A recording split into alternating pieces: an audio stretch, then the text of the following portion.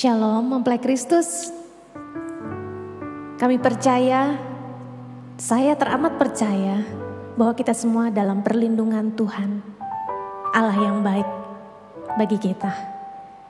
Mari hari ini kita akan bersama-sama membawa hati kita di hadapan Tuhan untuk menyembah Dia, untuk meninggikan nama Tuhan. Inilah waktu yang terbaik, waktu yang baik untuk kita mengambil waktu untuk menyembah Tuhan. Sebelumnya mari kita berdoa terlebih dahulu. Mari satukan hati kita. Kami mengucap syukur untuk waktu yang ada ini Tuhan. Kami mau bawa di hadapan-Mu untuk membawa hati, hidup kami, penyembahan kami. Dan sebentar kami juga akan mendengarkan kesaksian dari hamba-hamba-Mu. Biarlah hidup kami menjadi saksi bagi orang. Biarlah hidup kami bisa menjadi berkat bagi banyak orang. Hanya di dalam nama Tuhan Yesus. Haleluya. Amin.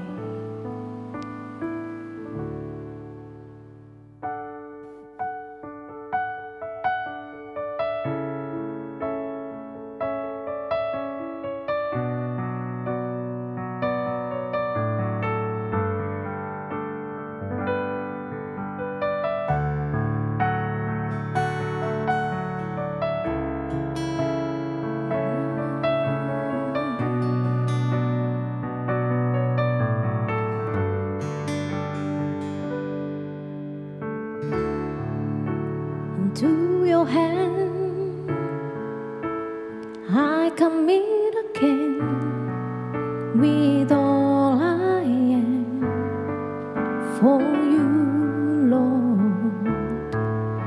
You hold my world in the palm of your hand, and I am yours forever.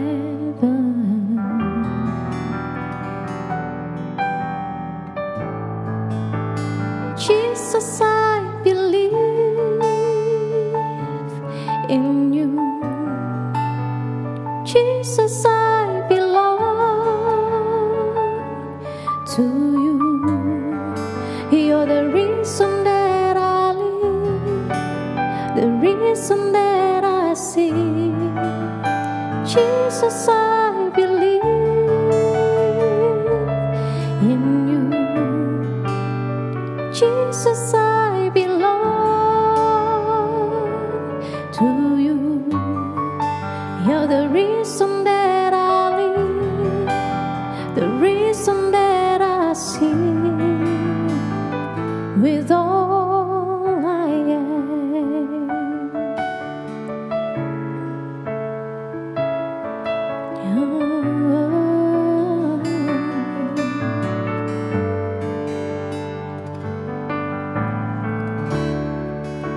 I walk with you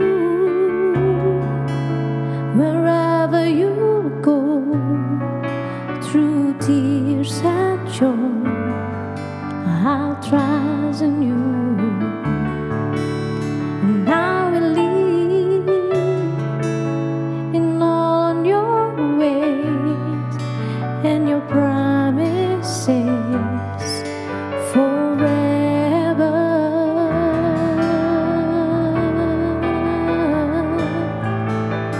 Jesus, I believe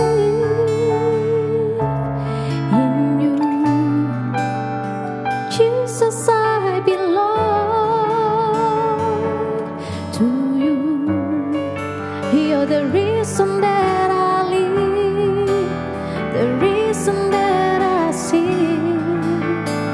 Jesus, I believe in you. Jesus, I belong to you. You're the reason that I live, the reason that I see. With all I am,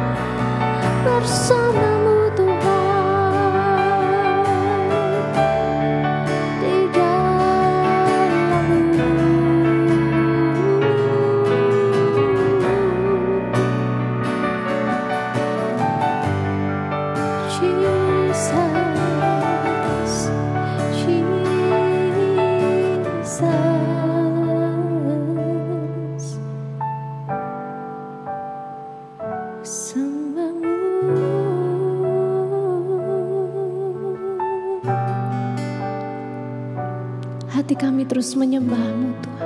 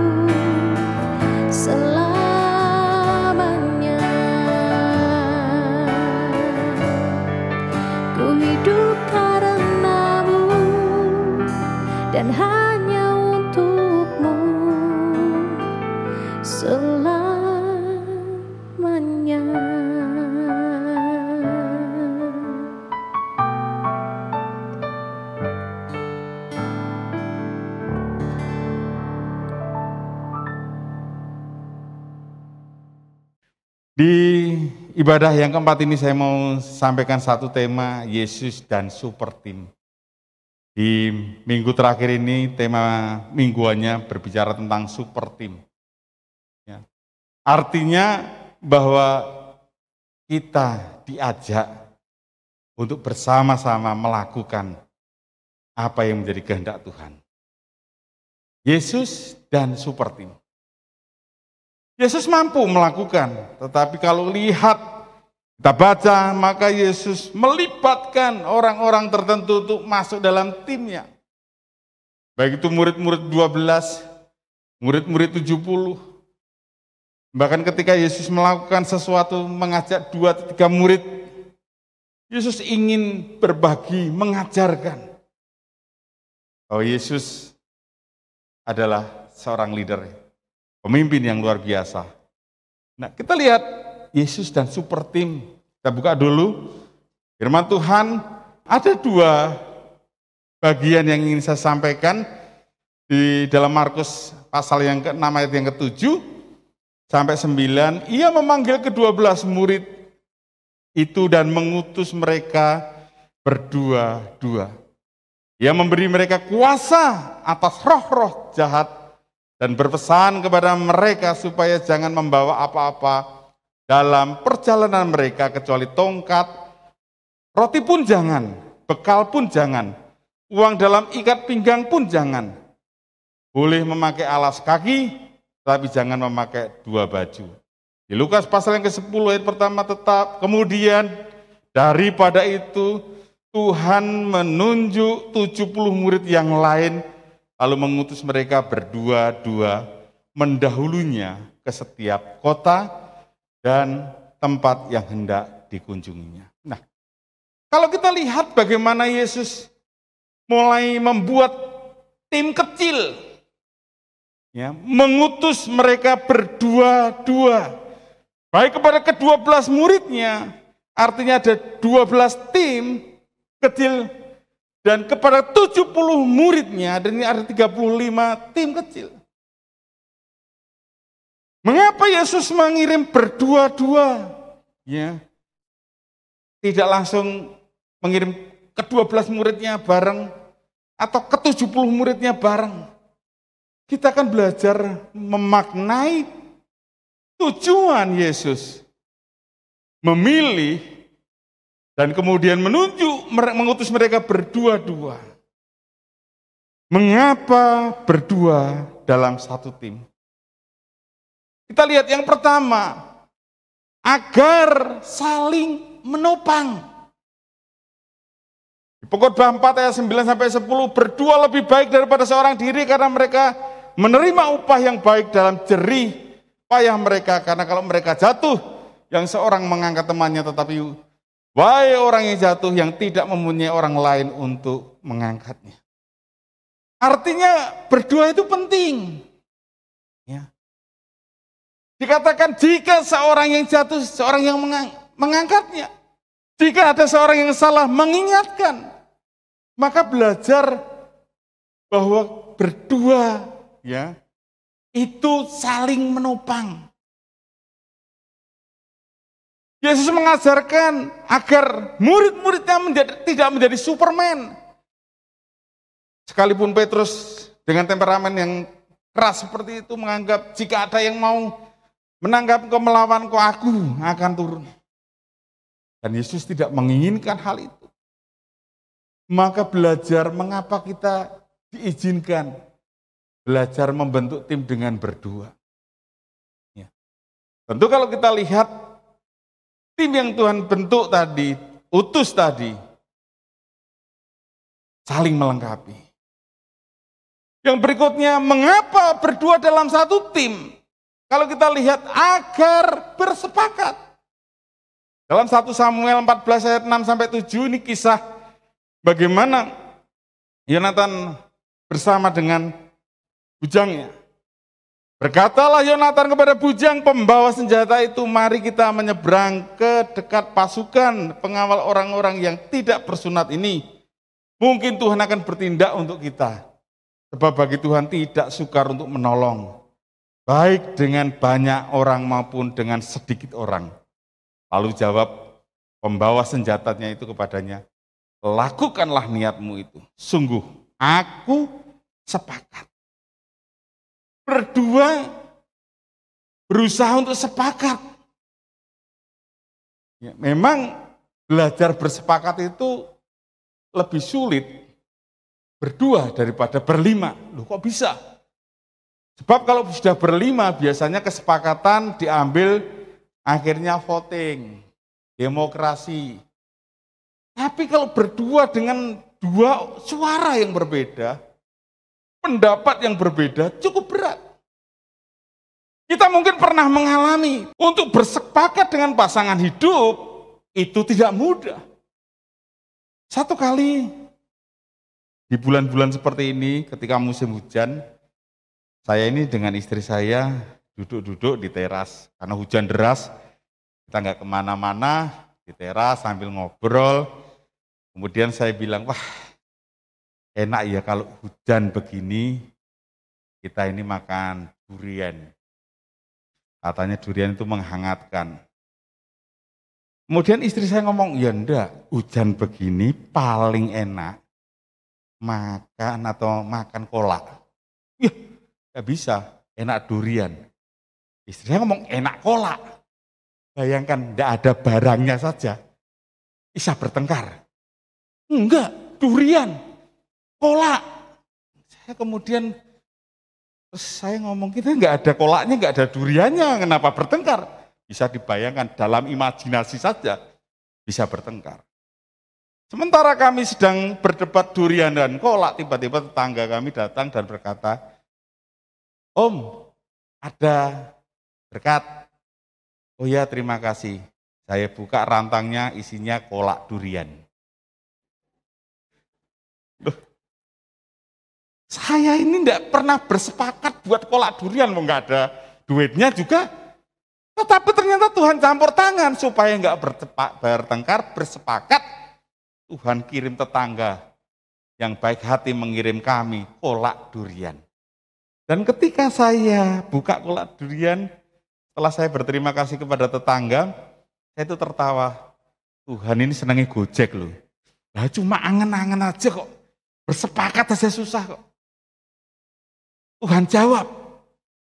Tuhan buat kesepakatan supaya nggak bertengkar gitu ya. Walaupun bertengkarnya juga nggak keras-keras amat. Bertengkar dalam imajinasi kan susah. Paling enak kita makan di luar. Enggak, makan di dalam, di luar. Akhirnya daripada ribut, masakan yang di rumah dibawa ke teras dan makan di luar. Selesai. Nah, bersepakat itu penting. 2 orang. Ya, sekali lagi kalau mungkin 5 orang akhirnya diambil voting yuk. Suara terbanyak. Walaupun kesepakatannya akhirnya tidak murni, tetapi paling tidak saling menghargai. Tapi kalau 2 orang, Matius 18 ayat 19 katakan, dan lagi aku berkata kepadamu, jika 2 orang daripadamu di dunia ini sepakat. Nah, ternyata 2 orang dilatih untuk bersepakat. Mengapa penting bersepakat? Ya seperti supaya kita tidak saling menunjukkan siapa yang paling hebat. Jadi Tuhan izinkan berdua-dua supaya murid-muridnya belajar bersepakat. Ya, bersepakat. Seringkali kita kan pernah, ketika saya dulu sekolah, tes semester gitu, saya paling bersepakat dengan kancing baju saya. Karena kalau soalnya sudah sulit, A, B, C, D gitu. Dan ketika nunjuknya di A, B, C dengan membaca soal itu nunjuk di C, saya nggak pernah ngeyel sama kancing baju saya, wong dia manut saya gitu ya. Jadi bersepakat berdua penting. Yang berikutnya kita lihat mengapa berdua ya dalam satu tim agar terjadi namanya multiplikasi kekuatan ilahi. Di Ulangan 32 ayat 30. Bagaimana mungkin 1 orang dapat mengejar 1000 orang dan 2 orang dapat membuat lari 10.000 orang. Kalau tidak gunung batu mereka telah menjual mereka dan Tuhan telah menyerahkan mereka. Matematikanya jelas, kalau 1 orang 1000, 2 orang harusnya 2000. Maka kadang-kadang berbicara matematika dengan Tuhan sulit sekali. Sulit terjadi yang namanya kadang-kadang di luar akal logika kita. Nah, disinilah ada yang namanya multiplikasi kekuatan ilahi. Ada pihak ketiga yaitu Tuhan, dikatakan Tuhan telah menyerahkan mereka. Artinya, kalau hanya seorang 1000, 2 orang seharusnya 2000. Tapi dikatakan 10.000, jadi yang 8.000 itu sebenarnya Tuhan yang bekerja. Artinya berdua bersepakat kemudian mendatangkan yang namanya multiplikasi kekuatan ilahi. Multiplikasi aplikasi kekuatan ilahi ini penting dalam kehidupan kita. Oke, kembali contoh saja, buat yang belum berkeluarga, ini pelajaran gitu ya. Satu kali saya duduk sama istri saya mulai menghitung yang namanya kebutuhan. Secara matematika saya mulai share, bahkan waktu itu ada anak saya yang ikut mendengar. Satu hari kita makan berapa kali? 3 kali. Kemudian satu kali makan paling murah rata-rata 10.000. Oke.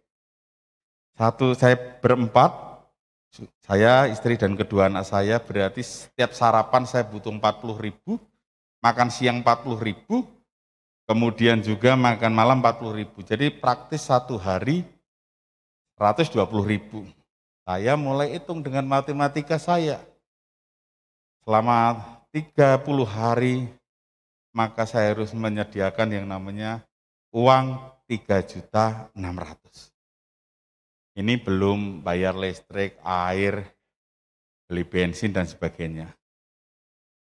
Tapi yang cukup aneh, ketika matematika itu kita terapkan dalam logika kita, dan kemudian sebagai seorang yang bekerja, saya waktu itu tidak menerima gaji sebesar itu. Ya, separuh lah gitu. Dan setiap akhir bulan mesti cukup. Kenapa? Karena saya menggunakan yang namanya matematikanya Tuhan. Pokoknya saya bersyukur Tuhan yang mencukupi dan mencukupkan sampai akhir bulan.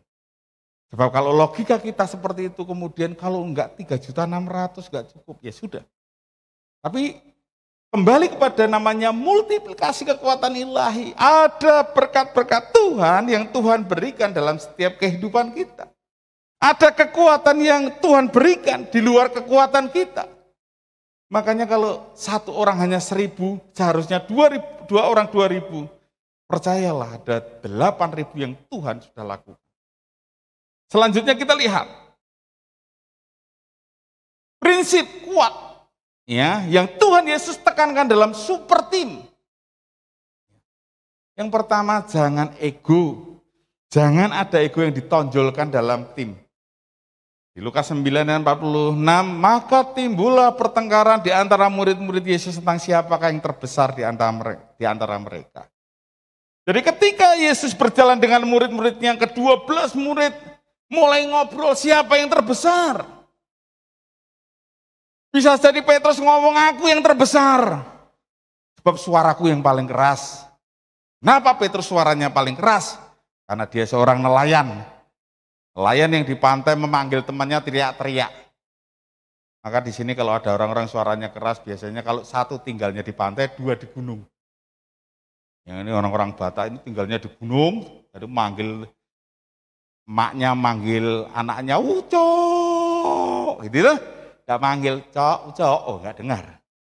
Apalagi orang-orang pantai, saya dulu tinggal di Papua, di pantai begitu ada orang manggil cucunya, teriak, tapi cucunya nggak dengar juga.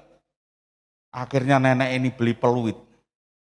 Setiap kali manggil cucunya cukup dengan peluit panjang, cucunya itu pulang. Tidak lagi berbicara, gitu ya. Jadi jangan ada ego. Petrus ngomong, aku ini yang paling besar, paling keras. Yudas ngomong, enggak, aku yang paling besar. Sebab akulah bendahara dari tim ini. Kalau kalian ngeyel, nanti tidak saya traktir. Tapi Yohanes ngomong, enggak, aku yang paling besar. Aku tuh murid yang paling dekat dengan Yesus. Jangankan Yesus ngomong, Yesus baru ngerasani pelan aja udah dengar. Jadi pertengkaran demi pertengkaran itu terjadi. Maka Yesus menanyakan, apa yang kau katakan? Perbincangkan. Dan Yesus mengambil salah seorang anak kecil dan menjadi media untuk mengajar murid-muridnya. Selama masih ada yang namanya ego, super team itu tidak akan pernah. Kita masih memikirkan diri saya. Pokoknya kalau bukan aku, ilmu pokoknya kalau bukan aku, itu membuat super tim akan gagal. Yang berikutnya, jangan khawatir, ada 99,9 poin. Ya. Yang kedua, selalu ada kata saling melayani. Lukas 9:47-48, tetapi Yesus mengetahui pikiran mereka setelah tadi berdebat. Karena itu ia mengambil seorang anak kecil dan menempatkannya di sampingnya dan berkata kepada mereka, barang siapa menyambut anak ini dalam namaku, ia menyambut aku, dan barang siapa menyambut aku, ia menyambut dia yang mengutus aku, karena yang terkecil di antara kamu sekalian dialah yang terbesar. Di Markus 9:35, lalu Yesus duduk dan memanggil ke-12 murid itu, katanya kepada mereka, jika seorang ingin menjadi yang terdahulu, hendaklah ia menjadi yang terakhir dan semuanya, dan pelayan dari semuanya. Prinsip super tim yang Yesus tekankan, mari saling, kata saling melayani. Gereja ini bisa terus bertumbuh karena banyak orang yang terlibat dengan bidang yang berbeda. Kalau mungkin hanya satu, gembalanya ya khotbah, yang mimpin pujian, habis ini ya kolekte, ya doa berkat, terima tamu keluar, ngantar keluar, semuanya. Main musik, ya jadi gitar sambil nyanyi, semuanya. Itu bukan gereja super tim, itu gereja Superman. Hanya satu orang, tetapi dilibatkannya banyak orang. Supaya mereka saling melayani. Banyak orang berpikir kalau saling melayani dalam super tim harus kelihatan, enggak. Saya itu bersyukur ya punya suara yang kalau batuk saja pales. Saya itu kalau sudah nyanyi di rumah, istri saya ngomong, anu aja Pak, putar MP3 aja atau YouTube. Saya ya ikhlaslah saya terima karena memang seperti itu ya. Seperti itu, saya mau nyanyi keras-keras juga, ya paling berani kerasnya kalau di kamar mandi. Ya gitu ya.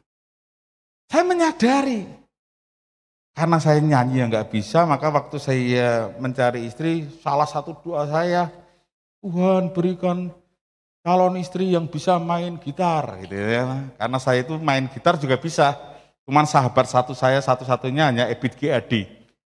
Karena saya kalau nyanyi, main gitar cuma kuncinya G, A, D. Mungkin kalau yang WL-nya ngajak overtone ya tetap aja GAD. Saya konsisten soalnya itu. Konsisten nggak bisa berubah. Gitu. Ya, istri saya kemudian mengajari. Jadi sudah hampir 25 tahun saya menikah, diajari main gitar sama istri saya. Kuncinya tetap GAD. Ya untung saya punya sahabat Ebit, ya Ebit GAD. Jadi saya nggak terlalu minder. Gitu. Jadi ada yang namanya saling melayani, saling melengkapi. Kalau dalam pelayanan ada saling melayani, saling melengkapi, maka tim itu akan menjadi kuat. Yang ketiga, prinsip yang kuat, yang Tuhan Yesus tekankan dalam super tim. Ya. Jangan merasa tersaingi jika ada orang lain atau tim lain yang sevisi dengan kita. Di Markus 9:38, kata Yohanes kepada Yesus, Guru, kami lihat seorang yang bukan pengikut kita mengusir setan demi namamu. Lalu kami cegah orang itu karena ia bukan pengikut kita. Tapi Yesus jangan dicegah selama dia tidak menentang. Seringkali super tim menjadi lemah begitu melihat tim yang lain. Yang satu visi mungkin, satu tujuan. Kita menganggap ini berbahaya bagi tim kita. Padahal Yesus mengajarkan jangan pernah merasa tersaingi. Justru kita belajar ada orang-orang lain, ada tim lain yang sama. Maka tidak heran kalau kehidupan spiritual kita, kehidupan kerohanian kita seringkali berhenti hanya karena melihat orang lain. Saya singer kok dia ikut singer. Ya, misalkan saya begitu, wah saya singer kok dia ikut singer, saya pindah lagi lah. Saya soundman, ikut soundman. Yang tidak saya ikuti, dia kok tamburin, masa saya tamburin, wah tidak mungkin. Jadi kalau memang itu Tuhan kehendaki, maka bersyukurlah ada rekan sekerja. Bersyukurlah jika Tuhan izinkan ada orang lain, tim lain yang mungkin sevisi. Justru itu akan memperkuat super tim kita. 6 kelompok dari 12 murid nggak merasa saling bersaing. 35 kelompok dari 70 tadi nggak merasa. Bahkan ketika laporan tidak ditulis, maka kelompok 1 melaporkan setan pergi, kelompok 2 enggak. Yesus melihat karya yang Tuhan lakukan. Kenapa 2 menjadi kuat? Karena ada satu pribadi yang mengutus, yaitu Yesus. Sebagai seorang pemimpin, Yesus mengutus mereka dan Yesus menyertai lu. Dikatakan tadi, aku memberi engkau kuasa. Kalau kita ini diberi kuasa, bersyukurlah. Misalkan satu kali Pak Jokowi datang ke Salatiga dan melihat saya, karena saya kalau melihat pejabat, misalkan saya di pinggir pohon, itu Pak Jokowi datang. Mas, namanya siapa? Nama saya Joni, Pak. Tolong bawakan tas saya ya. Itu ada paspamnya. Enggak, bawakan tas. Saya dipercaya diberi kuasa membawa tas.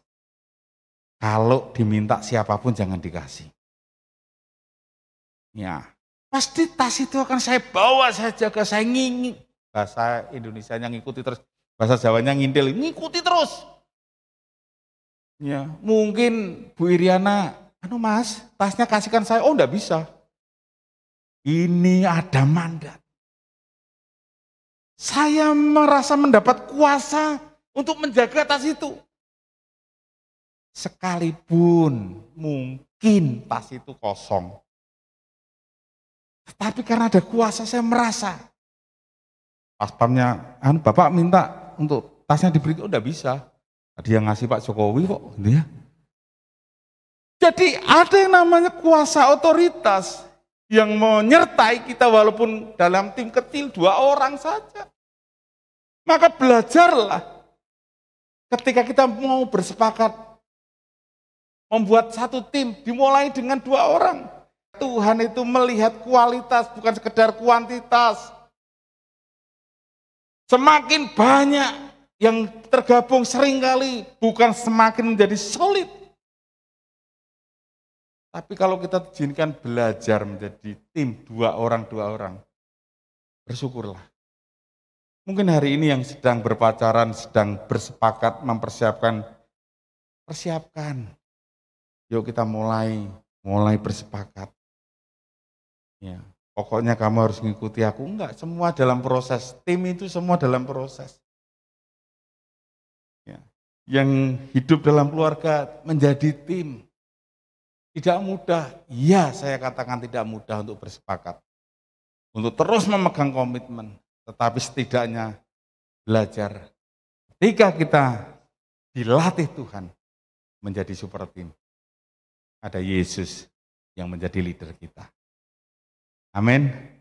Yuk, bersama-sama untuk kita belajar Tuhan. Kau sedang siapkan aku menjadi seorang anggota super tim. Dalam apapun juga. Dan kita percaya.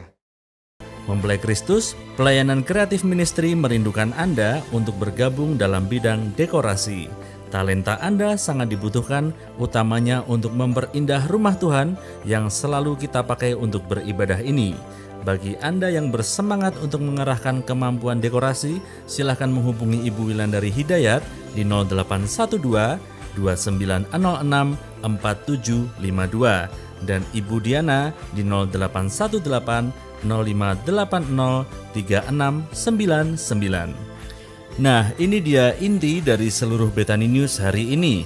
Apalagi kalau bukan soal Natal, ini sangat penting untuk kita simak bersama. Natal kali ini bertema hadiratnya memulihkan keluarga. Berikut adalah informasi jadwal dan jam untuk ibadah Natal tanggal 25 dan 26 Desember 2021.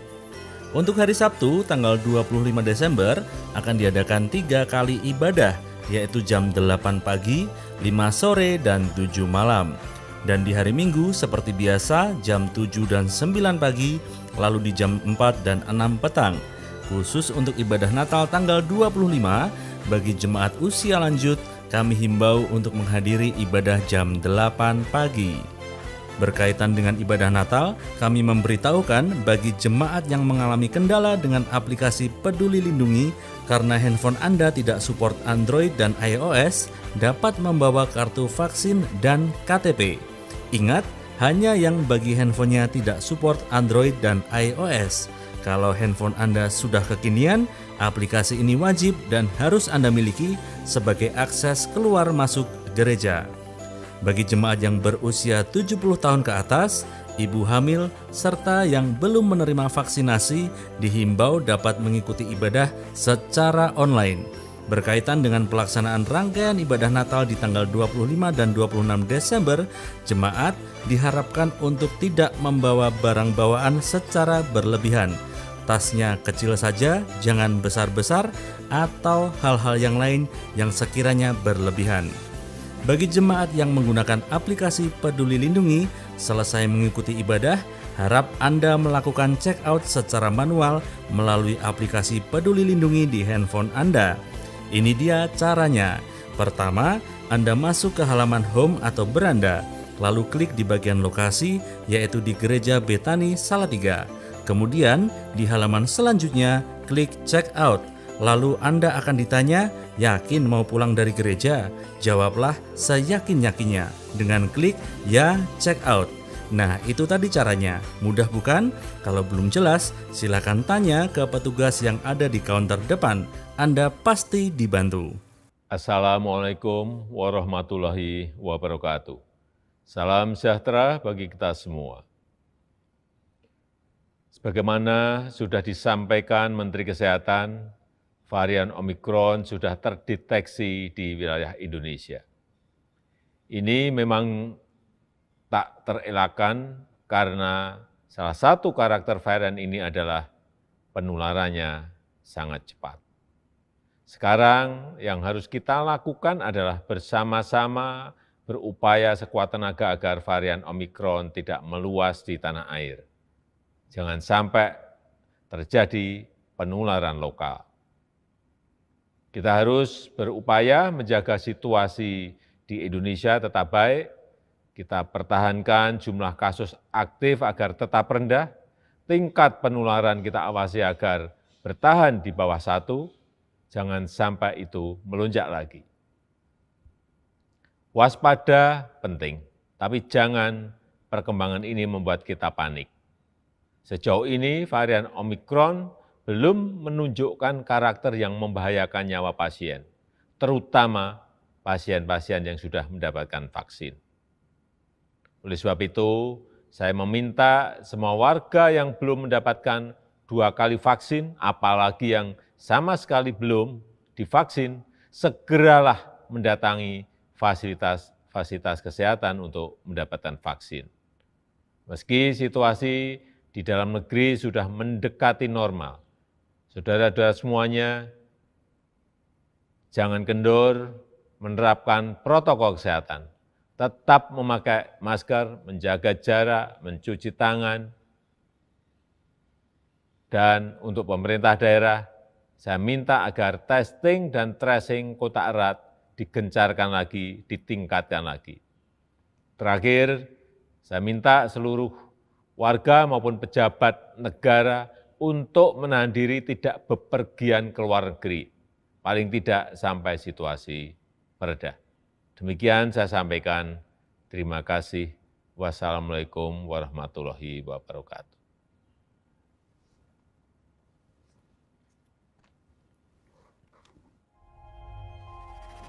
Tidak euforia yang berlebihan. Kita semuanya harus percepat proses vaksinasi ini dan tetap taat terhadap protokol kesehatan, terutama memakai masker. The Last Information, Mempelai Kristus, bagi yang belum vaksin, silakan bergabung di grup WhatsApp yang akan update info soal lokasi vaksin dan Anda bisa scan QR Code-nya di beberapa area di gereja. Baiklah mempelai Kristus, Betani News kali ini panjang sekali dan waktunya saya pamit undur diri. Tuhan memberkati.